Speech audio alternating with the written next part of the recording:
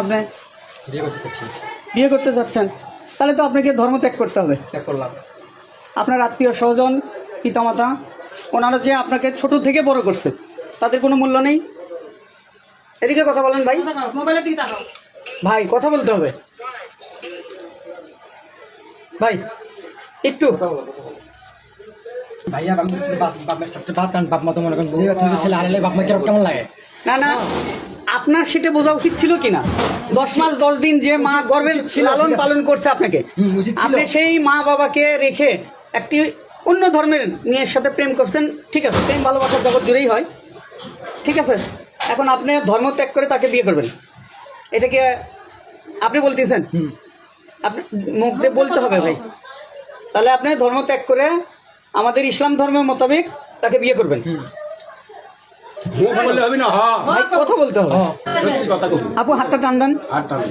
আপু আপনার বাড়ি কোথায়? এইটাই?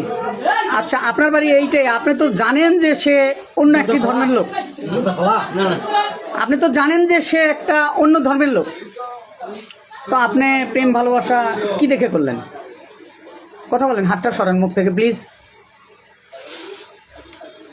কথা বলেন। হয়ে গেছে সম্পর্ক, মানে প্রেম ভালোবাসা হয়, তুই এক কথা বলতে বলতে সম্পর্কটা হয়ে গেছে। সেইটা তো আমিও বুঝি, আবা সবাই বোঝে, এখানে যারা আছে গণ্যমান্য ব্যক্তি তারা সবাই বোঝে যে দুই একটা, না না, প্রেম ভালোবাসা দুই একটা কথা থেকেই হয়, সেটা সবাই বোঝে। কিন্তু আমি বলতে চাচ্ছি যে আপনি একটা মুসলমান ধর্মের লোক, পৃথিবীর সর্বশ্রেষ্ঠ ধর্ম মুসলমান, এটা আপনি মানেন?